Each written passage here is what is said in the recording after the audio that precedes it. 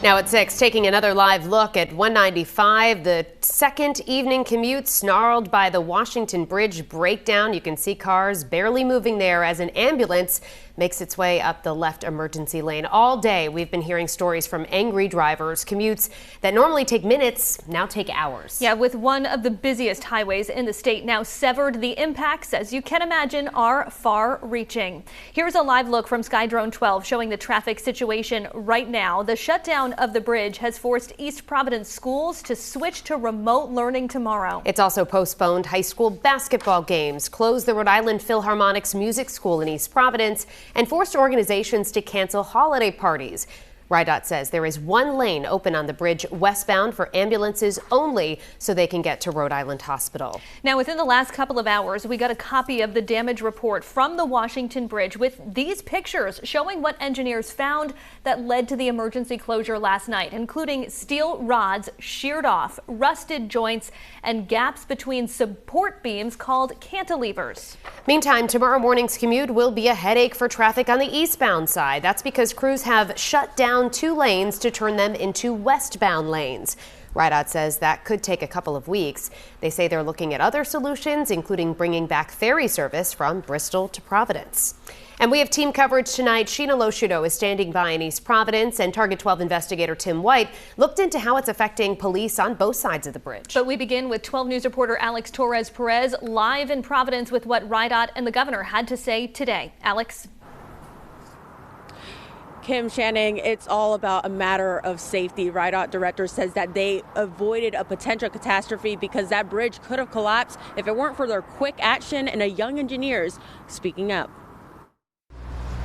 The Washington Bridge is one of the hundreds of bridges in the state RIDOT officials have been keeping a close eye on as crews started its reconstruction project. During the bridge's last inspection in July, it was in good condition.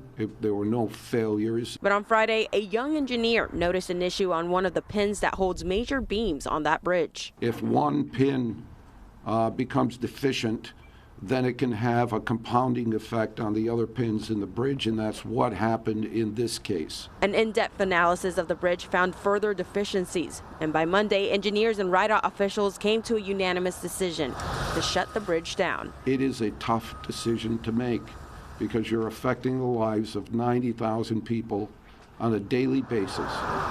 The shutdown causing a traffic nightmare. It's an all hands on deck kind of operation that we're in right now. RIDOT officials are working to add more resources to improve the detour routes, and Governor Dan McKee, along with congressional leaders, are calling on Secretary of Transportation Pete Buttigieg to get federal aid. However, no state of emergency has been called just yet. It's mostly a financial issue, but if we can get the resources that we need just by conventionally going through the procedures, that makes the most sense.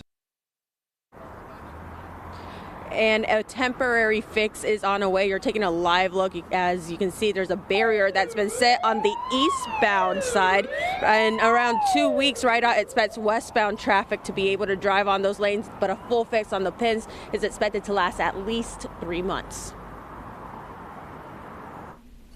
Alex, thank you. Right now, East Providence's City Council is holding an emergency meeting about the impacts of the bridge closure. Mayor Bob DeSilva's office told us just minutes ago that Governor Dan McKee will tour the city with him tomorrow to see the impacts. As we mentioned just a couple of minutes ago, East Providence schools are going to be learning remotely tomorrow. And after that, well, the mayor says they're taking it day by day at this point.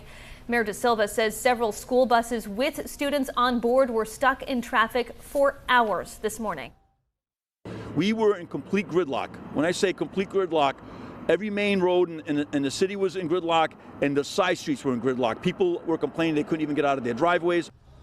12 News reporter Sheena Loshudo has been talking to drivers stuck in East Providence today and continues our live team coverage tonight. Sheena. Well, sadly, it is not getting any better. The average time it takes to get to this part of Waterman Avenue is 4 to 5 hours. Right now, we're by James Street, and at this point, there's still a bit of way to go to the Henderson Bridge, so drivers will likely have a long night.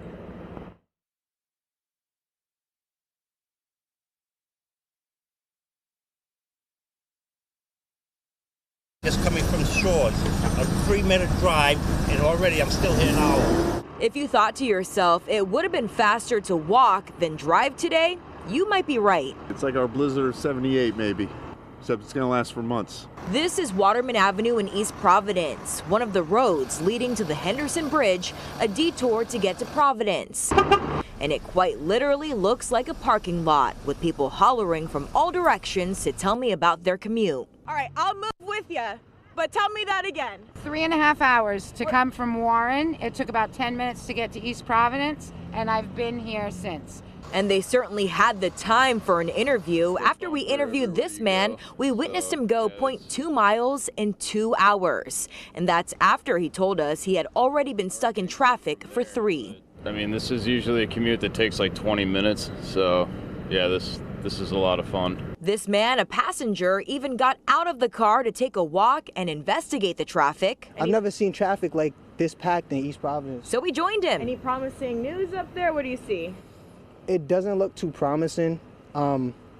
I think it's more of the bigger trucks, like holding all the cars back. Drivers say getting through this intersection where Waterman meets James was difficult, and our video shows that. I'm just wondering when this whole thing's going to end, because they did say like 3 months for the bridge to be fully repaired, right?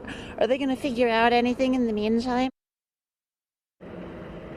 And people who have to be in this immediate area for work or they live here are getting creative, many parking about a mile away and then just walking to wherever they need to go. Because once you are in that traffic line, you are not getting out.